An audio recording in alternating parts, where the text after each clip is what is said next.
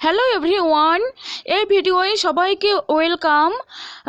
আজ এই ভিডিওয়ে ভারতের ইতিহাসের গুরুত্বপূর্ণ কিছু প্রশ্ন, ঠিক আছে, তোমরা একটু দেখে নাও।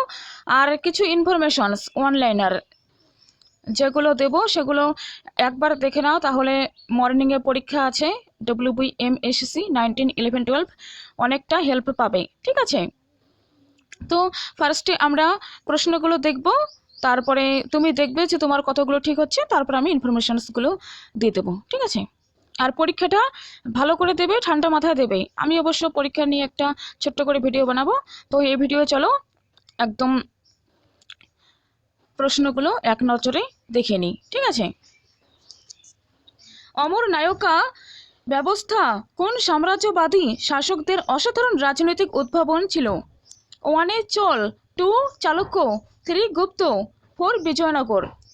তো এখানে অবশ্যই সঠিক উত্তর হয়ে যাবে অপশন 4 বিজয়নগর। ওকে, নেক্সট প্রশ্ন, ফ্রাঙ্কোয়েস বার্নিয়ের কার চিকিৎসক ছিলেন? বলো, কার চিকিৎসক ছিলেন? 1 যুবরাজ মুরাদ, 2 রাজকুমারী জাহানারা, 3 সম্রাট শাহজাহান, 4 যুবরাজ দারাশিকো। তো এখানে অবশ্যই সঠিক উত্তর হয়ে যাবে অপশন 4 যুবরাজ দারাশিকো। ওকে, চলো নেক্সট প্রশ্ন, লোকহিতবাদী নামে কে পরিচিত? অপশন 1-এ রয়েছে গোপাল হরি দেশমুখ, অপশন 2-তে রয়েছে মহাদেব গোবিন্দ রানাডে, অপশন 3 গোপাল কৃষ্ণ গোখলে, অপশন 4 জ্যোতিবা ফুলে। তো তোমরা এখানে সবাই সঠিক উত্তর দাও। সঠিক উত্তরটি অবশ্যই হয়ে যাবে অপশন 1 গোপাল হরি দেশমুখ। রাইট, 1 হয়ে যাবে সঠিক উত্তর। নেক্সট, নিম্নের কোন বিদ্বান ব্যক্তি আকবরের রাজসভায় ভাস্করাচার্যের লীলাবতী ফার্সিতে অনুবাদ করেন? এ আবুল ফজল, বি ফৈজি, 3 তিলক, 4 রাজা রামমোহন। এখানে সঠিক উত্তর অবশ্যই হয়ে যাবে অপশন বি ফৈজি।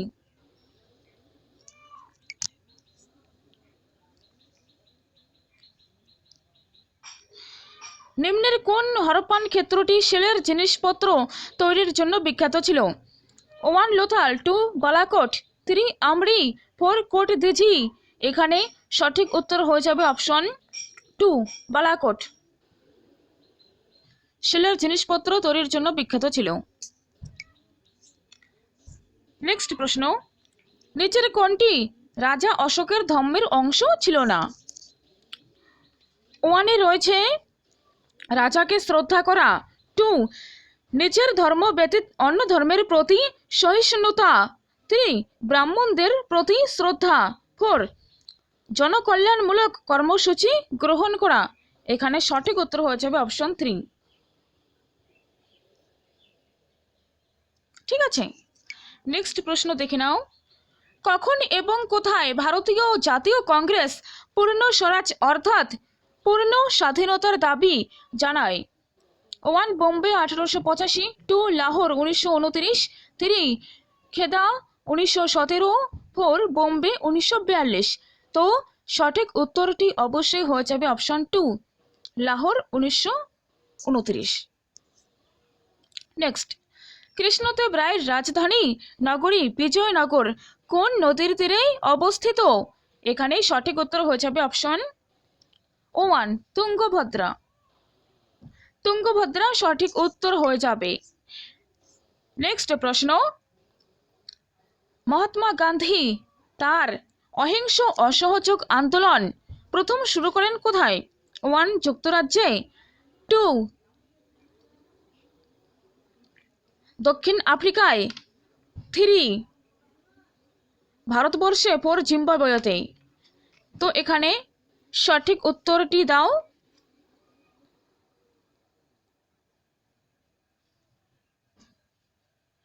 তো এখানে অবশ্যই সঠিক উত্তর হয়ে যাবে অপশন 2 দক্ষিণ আফ্রিকায়। এটি কিন্তু আফ্রিকা হয়ে যাবে, ঠিক আছে, এটি আফ্রিকা, দক্ষিণ আফ্রিকায়। নেক্সট, মেগাস্তিনিস রচিত ইন্ডিকা গ্রন্থ থেকে কোন বংশের ইতিহাস জানা যায়? মেগাস্তিনিস রচিত ইন্ডিকা গ্রন্থ থেকে কোন বংশের ইতিহাস জানা যায়? অপশন 1 এ রয়েছে পল্লব, 2 মৌর্য, 3 গুপ্ত, ডি চালুক্য। তো সঠিক উত্তর হয়ে যাবে অবশ্যই অপশন 2 মৌর্য। ঠিক আছে, নেক্সট প্রশ্ন, ভারতে প্রথম ইংরেজি ভাষায় সংবাদপত্র কে চালু করেন? এ 1 তিলক, 2 রাজা Rammohan Roy, 3 J A Hicky, 4 Lord William. তো 3 জে এ হিকি এটি সঠিক উত্তর হয়ে যাবে।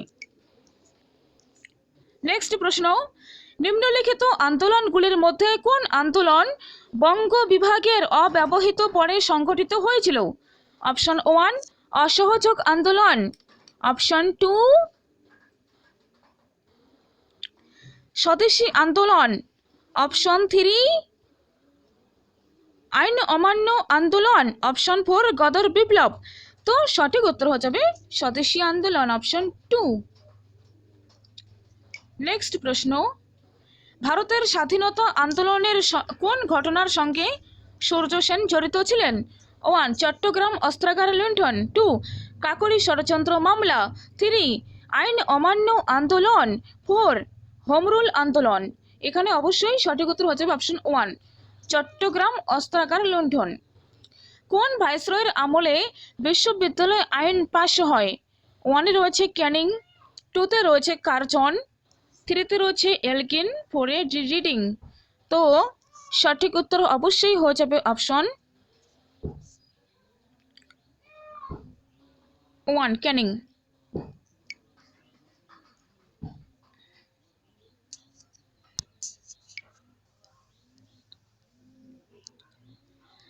আলেকজান্ডারের ভারত আক্রমণের সময় মগধে কোন বংশ রাজত্ব করেছিল? অপশন 1 এ রয়েছে নন্দ বংশ, অপশন 2 পাল বংশ, অপশন 3 মৌর্য বংশ, অপশন 4 গুপ্ত বংশ। তো তোমরা জানো এখানে অবশ্যই সঠিক উত্তরটি হয়ে যাবে অপশন 1 নন্দ বংশ।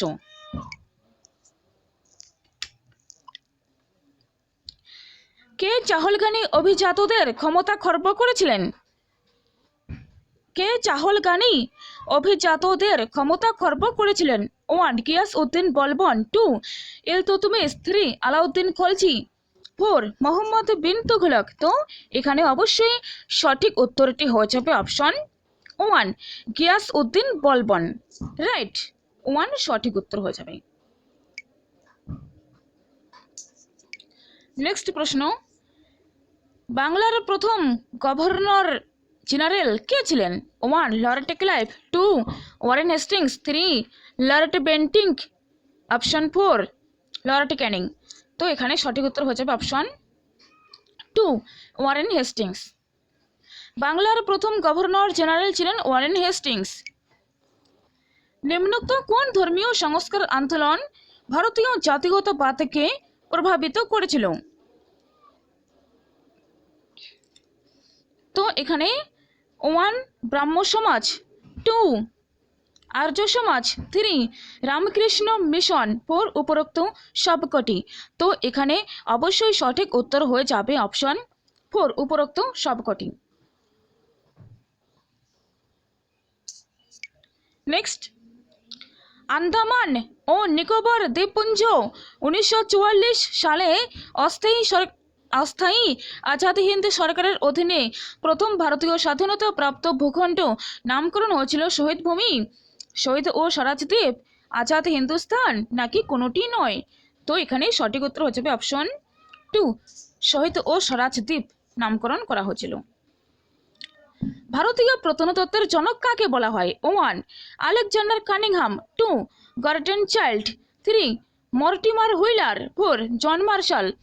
এখানে অবশ্যই সঠিক উত্তর হয়ে যাবে অপশন 1 আলেকজান্ডার কানিংহাম। 1857 বইটির রচয়িতাকে? এস.এন. সেন, আর.সি. মজুমদার, সৈয়দ আহমেদ খান, আর.জি. ভান্ডারকর। এখানে option 1 S N. Sen. Right. Next দেখো, লর্ড আরউইনের পর কে ভারতের ভাইসরয় হন? একটু মন দিয়ে শোনো, লর্ড আরউইনের পর কে ভারতের ভাইসরয় হন? ওয়ানে রয়েছে লর্ড ওয়াভেল, টুতে রয়েছে লর্ড রিডিং, থ্রিতে রয়েছে লর্ড উইলিংডন, ফোরে রয়েছে লর্ড লিন্ডলিথিকো। এটার সঠিক উত্তর কি হবে অবশ্যই জানিয়ে দাও। অবশ্যই মনে মনে তোমরা ভেবে দেখো, আমি বলে দিচ্ছি তারপর। দেখো এখানে কিন্তু প্রশ্নটা লর্ড আরউইনের পর কে ভারতের ভাইসরয় হন, এখানে সঠিক উত্তর অবশ্যই হয়ে যাবে অপশন 3 লর্ড উইলিংটন। ওকে, চলো নেক্সট। ব্রিটিশদের বিরুদ্ধে উল গুলান উপজাতি বিদ্রোহ সংগঠিত হয়েছিল যার দ্বারা? 1 বিরসা মুন্ডা, 2 তেতুমির, 3 সৈয়দ আহমেদ, 4 জগন্নাথ সিং। তো এখানে অবশ্যই সঠিক উত্তর হয়ে যাবে অপশন 1 বিরসা মুন্ডা। নেক্সট, কে 19বিংশ শতাব্দীর দ্বিতীয়ার্ধে একটি কাগজ, একটি জাতীয় বিদ্যালয় এবং একটি জাতীয় ব্যায়ামাগার প্রতিষ্ঠা করেছিলেন? একটি জাতীয় কাগজ, একটি জাতীয় বিদ্যালয় এবং একটি জাতীয় ব্যায়ামাগার স্থাপন করেছেন কে? 1 যতীন্দ্রনাথ, 2 রাজনারায়ণ বোস, 3 নবগোপাল মিত্র, আর পরে রয়েছে সত্যেন্দ্রনাথ ঠাকুর।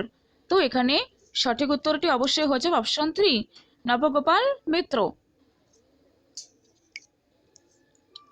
কিছু ইনফরমেশনস যেগুলো তোমরা দেখেছো ইতিমধ্যেই আমি দিয়েছিলাম কমিউনিটি পোস্টে। হ্যাঁ, তো যারা দেখেছো তাদের রিভাইজ হয়ে যাবে, আর যারা দেখোনি তারা এক নজরে দেখে নাও, খুব হেল্প হবে। দেখো, বাহমনি রাজ্যের রাজধানীর নাম গুলবর্গা। ওকে, বিজয়নগর সাম্রাজ্যের ধ্বংসাবশেষ দেখা যায় হাম্পিতে। আকবর বুলন্দ দরওয়াজা নির্মাণ করেন গুজরাট রাজ্য জয়কে স্মরণীয় করে রাখার জন্য। স্যার কার্জন উইলিকে হত্যা করেন মদনলাল ধিংরা। কাশ্মীরের ইতিহাস জানা যায় রাজতরঙ্গিনী গ্রন্থ থেকে। সাম্প্রদায়িক বাটোয়ারা নীতি ঘোষণা করেন ব্রিটিশ প্রধানমন্ত্রী ম্যাকডোনাল্ড। জিন্দাবির বলা হয় ঔরঙ্গজেবকে। আর শিবাজির গুরু ছিলেন রামদাস। পলাশের যুদ্ধে ইংরেজ সেনাপতি ছিলেন রবার্ট ক্লাইভ। শিলালিপিতে অশোক উল্লেখিত রয়েছেন প্রিয়দর্শী নামে। বন্দে মাতরম সঙ্গীতটি অন্তর্ভুক্ত আনন্দমঠ পুস্তকের। ভারতের বিপ্লববাদের জননী মাদাম ভিকাজি রুস্তম কামা। আর হাজার দিনারি বলা হয় মালিক কাফুরকে। ঠিক আছে, নেক্সট দেখো, দ্বৈত শাসনের প্রবক্তা লর্ড ক্লাইভ। সুভাষচন্দ্র বসু ছদ্মবেশে ভারত পরিত্যাগ করেন 17 জানুয়ারি 1941 সালে। 1857 সালের সিপাহী বিদ্রোহকে ভারতের প্রথম স্বাধীনতা সংগ্রাম বলে অভিহিত করেন ভিডি সাভারকর। খুব ইম্পর্ট্যান্ট এই ইনফরমেশনগুলো, কিন্তু ওয়ান লাইনার, খুবই ইম্পর্ট্যান্ট, তোমরা এগুলো একদমই মিস করবে না। ঠিক আছে, নেক্সট দেখো, 1924 সালে আইএনসি অর্থাৎ ইন্ডিয়ান ন্যাশনাল কংগ্রেস এর অধিবেশনে সভাপতিত্ব করেন গান্ধীজি। আর একটা বইয়ের নাম দেখো, এগুলো ডিসকভারি অফ ইন্ডিয়া, এই বইটি কে লেখেন? জওহরলাল নেহেরু। ভবানী মন্দির, নিউ ল্যাম্পস ফর ওল্ড, বইটি লেখেন Aurobindo Ghosh. Future of Indian politics, Annie Besant. The Indian struggle, Subhash Chandra Bose. India wins freedom, Maulana Abul Kalam Azad. এগুলো কিন্তু এক বইয়ে পাওয়া যায় না, আমি এগুলো অনেক সোর্স থেকে অনেক বই ঘেটে ঘুটে তারপরে তোমাদের জন্য বানিয়েছি। ঠিক আছে, তোমরা কেউ স্কিপ করো না, অবশ্যই দেখে যাও, খুবই হেল্পফুল হবে, কারণ এই প্রশ্নগুলো ইতিমধ্যে বহু এক্সামে এসেছে। আর তোমাদের যারা, আমি জানি তোমরা অনেকেই নেট সেট দাও, তার সাথে এই এক্সামটাও দিচ্ছ, তোমাদের অবশ্যই হেল্প হবে, তোমরা বুঝতে পারবে। তোমরা যারা বই এই প্রশ্নগুলো দেখেছো তারা তো জানোই কতটা গুরুত্বপূর্ণ, কতটা, এগুলো কোনো মতেই স্কিপ করবে না, এক নজরে দেখে নাও। ঠিক আছে, নেক্সট দেখো, গান্ধী ভার্সাস লেনিন এই বইটি লিখেছেন S A Dange. Divided India, Rajendra Prasad. Gita Rahasya এই বইটি লেখেন Lokmanya Tilak. The golden threshold Sarojini Naidu. ঠিক আছে, নেক্সট।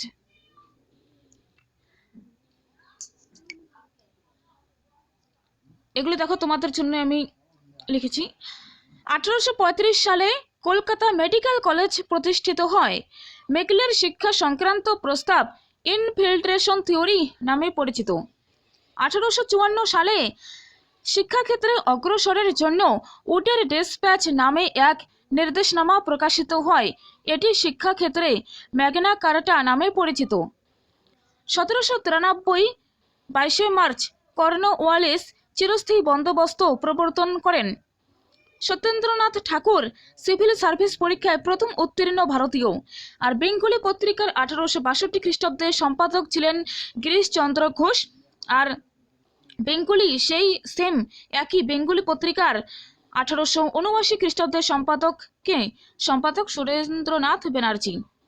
মেট কাফেকে ভারতীয় সংবাদপত্রের মুক্তিদাতা বলা হয়। 1878 খ্রিস্টাব্দে লর্ড লিটন দেশীয় ভাষায় সংবাদপত্র আইন পাশ করেন, খুবই গুরুত্বপূর্ণ কিন্তু। দয়ানন্দ সরস্বতী হিন্দু ধর্মের শ্রেষ্ঠত্ব পুনঃপ্রতিষ্ঠার জন্য শুদ্ধি আন্দোলন শুরু করেন। 1875 খ্রিস্টাব্দে বোম্বাইতে দয়ানন্দ আর্য সমাজ প্রতিষ্ঠা করেন। ওকে, চলো নেক্সট। তাজমহলের নকশা তৈরি করেন মোহাম্মদ ঈসা। ভারতের রাজধানী কলকাতা থেকে নয়াদিল্লিতে স্থানান্তরিত করা হয় 1911 সালে। আকবরের সভাসদ আবুল ফজলকে খুন করিয়েছিলেন কে? যুবরাজ সেলিম। এখানে উত্তরটি দিতে ভুলে গেছিলাম, যুবরাজ সেলিম হবে। ওকে, মহাত্মা গান্ধী সম্পাদিত হরিজন পত্রিকা, যেটি ইংরেজি ভার্সনে প্রকাশিত হয় 1933 সালে। রেশমি রুমাল ষড়যন্ত্র মামলার সঙ্গে জড়িত কে? মৌলানা ওবেদুল্লাহ মাহমুদ হাসান। 1916 সালে হয়েছিল। এটি কিন্তু খুব গুরুত্বপূর্ণ। ঠিক আছে, নেক্সট। লাহোর ষড়যন্ত্র মামলা হয় 1929 সালে। এর যে অভিযোগ, যাদের সম্পর্কে অভিযোগ, তারা ভগৎ সিং, রাজগুরু, বটুকেশ্বর দত্ত, সুখদেব। আলিপুর বোমা মামলা হয়, ষড়যন্ত্র মামলা হয় কাদের বিরুদ্ধে? তারা Birendra Kumar Ghosh, Aurobindo Ghosh, Kanailal Dutta, Ullaskar Dutta. Asiatic Society Lord William Jones. Tattwabodhini Sabha Debendranath ঠাকুর। অনুশীলন সমিতি প্রমথনাথ মিত্র। অনুশীলন সমিতি সম্পর্কে একটা গুরুত্বপূর্ণ কথা মনে রাখো, কারণ আমি কমিউনিটিতে দিয়েছি, তোমরা কেউ বলেছ।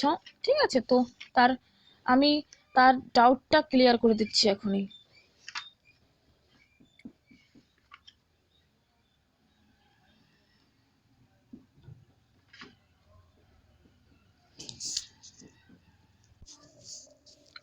দেখো, অনুশীলন সমিতি যখন এমনিতেই থাকবে তখন দেবে প্রমথনাথ মিত্র। ঠিক আছে, আর যখন দেবে অনুশীলন সমিতি বাংলার, তখন দেবে সতীশচন্দ্র বসু। ঠিক আছে, তো এটা একটু খেয়াল রাখবে। আর যদি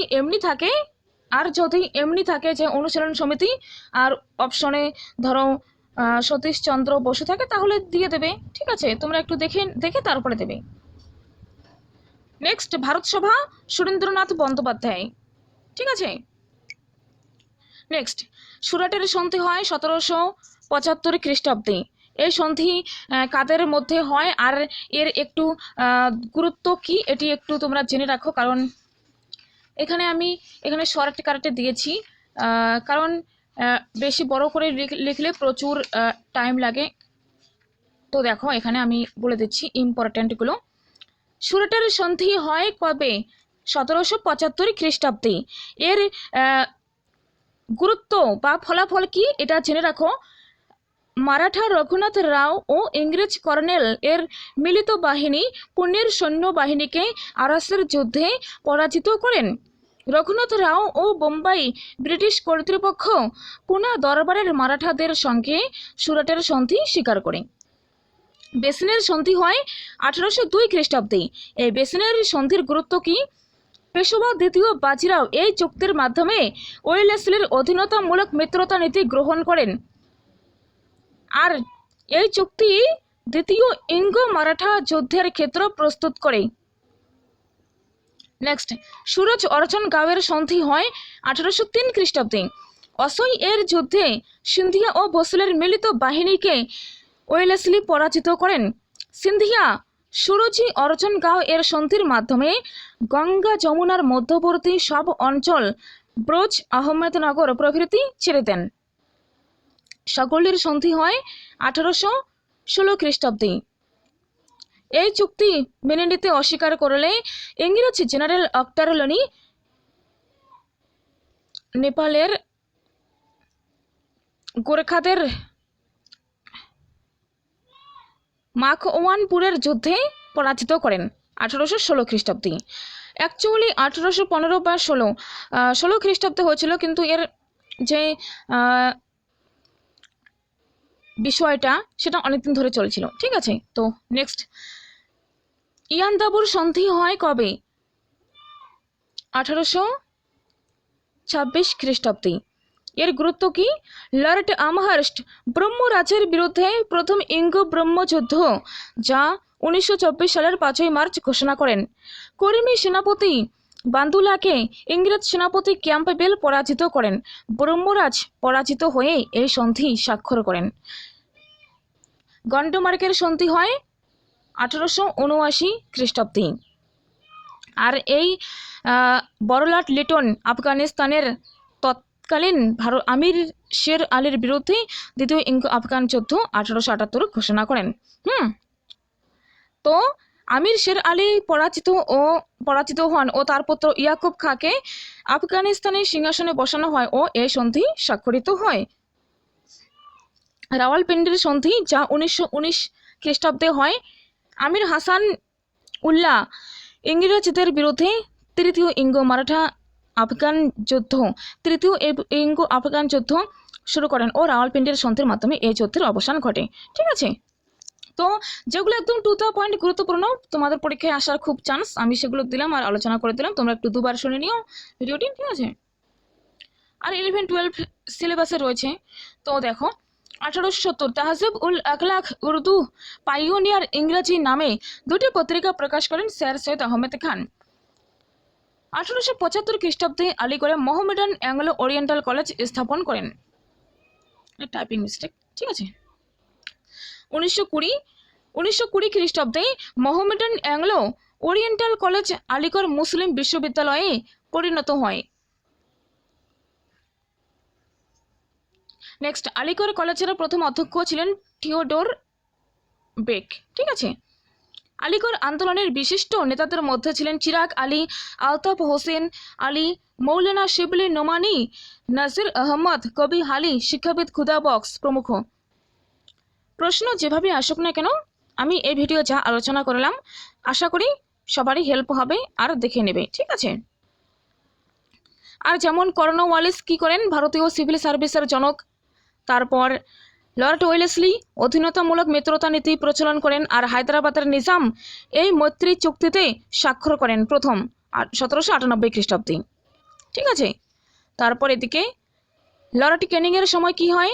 ইন্ডিয়ান কাউন্সিলস অ্যাক্ট 1861, পোর্টফোলিও ব্যবস্থার সূত্রপাত 1861। এদিকে কলকাতা, বোম্বে ও মাদ্রাজে 3টি বিশ্ববিদ্যালয়ের প্রতিষ্ঠা হয় 1857 সালে। তাছাড়া মহাবিদ্রোহ হয়। ঠিক আছে, তো থ্যাংক ইউ সবাইকে, আর পরীক্ষার জন্য শুভেচ্ছা রইল। মাথা ঠান্ডা রেখে পরীক্ষা দেবে। ঠিক আছে, আমি এই ভিডিওতেই বলে দিচ্ছি। প্রথমে নাম্বার 1, প্রথমে তুমি যেগুলো ইজি টাইপের কোশ্চেন, ঠিক আছে, সেগুলো করবে। প্রথমে কি করবে? নাম, রোল নম্বর ভালো করে লিখবে।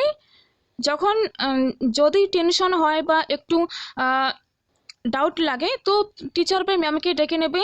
আর তুমি নাম, রোল নম্বর কিন্তু ভালোভাবে OMR-এ ফিল আপ করবে। ঠিক আছে, OMR-এ ভালো করে ফিল করবে। আর যখন এগুলো হয়ে যাবে, প্রশ্নপত্র তোমাকে খুলতে বলবে। ঠিক আছে, তখন তুমি কি করবে? প্রশ্ন যেগুলো পারো সেগুলো সেখানে দাগ দিয়ে সেগুলো 20 বা 25 মিনিটের মধ্যে তাড়াতাড়ি প্রথমে ইজি টাইপের কোশ্চেনগুলো OMR কিন্তু ফিল করে দেবে, ঠিক আছে।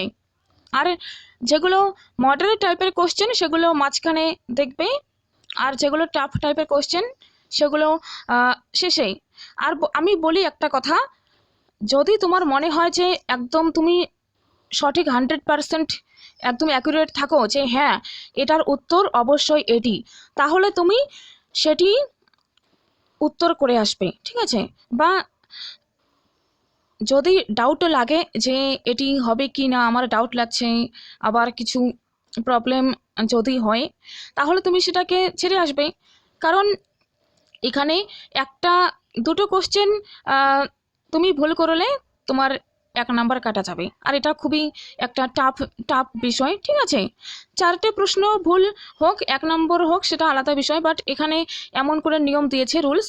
আর তোমার এডমিটে যে সমস্ত রুলস রয়েছে সেগুলো অবশ্যই একটু দেখে নেবে। আর তুমি পরীক্ষায় আগেই পৌঁছে যাবে সময়ের মধ্যে, ঠিক আছে। আর গার্জিয়ান যদি যায় বাড়ি থেকে কেউ, তাহলে ভালো হয়। কোনো অসুবিধা বা সমস্যা দেখা দিলে তারা সেটি তাড়াতাড়ি সমাধান করে দেবেন, ঠিক আছে। আর ভালো করে সবাই পরীক্ষা দাও, আর নেগেটিভ এড়িয়ে চলবে, ঠিক আছে।